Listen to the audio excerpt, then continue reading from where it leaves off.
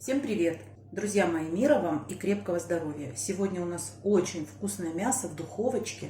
Такое мясо можно приготовить за 40 минут, а заготовки сделайте заранее. Это вкусно, это сочно, это не стыдно подать на стол. Обязательно готовьте. Поехали готовить! Друзья мои, сегодняшнее блюдо, кроме того, что оно вкусное, мне нравится тем, что все можно заготовить заранее и быть готовым к приему гостей в любой момент, когда они у вас появятся на пороге.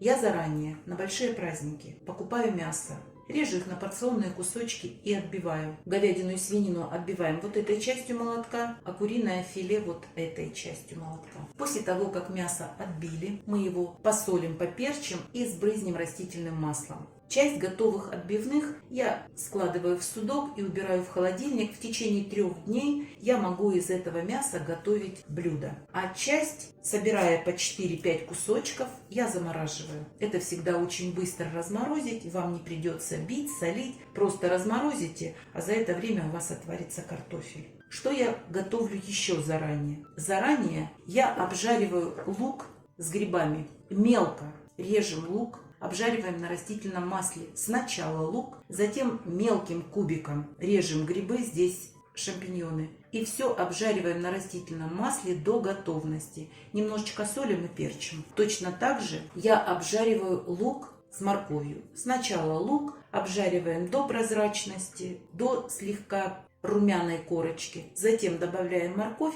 и до готовности обжариваем.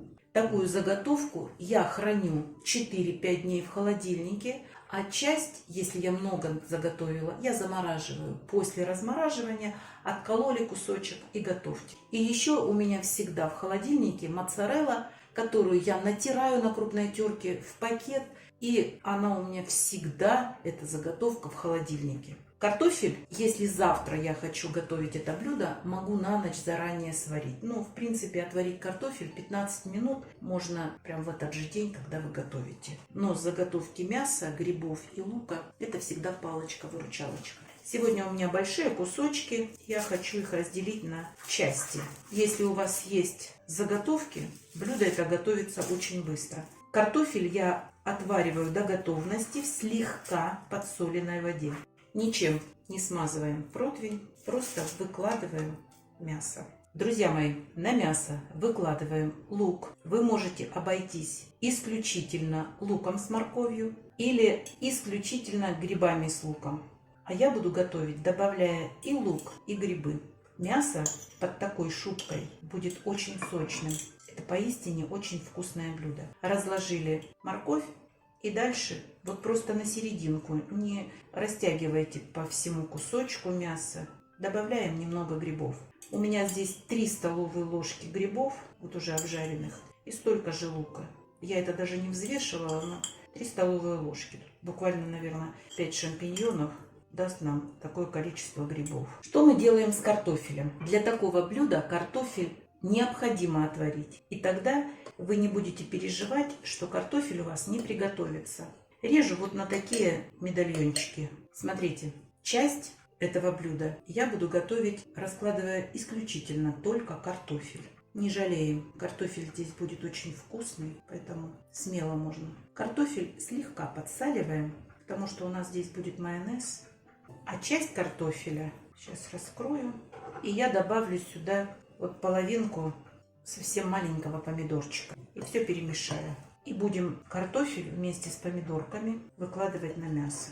Вот эта часть, где с помидорами, будет очень сочной. Но где обычный картофель, тоже очень сочное будет и вкусное мясо. А дальше берем майонез. Не любите майонез, можете заменить сметаной 20%.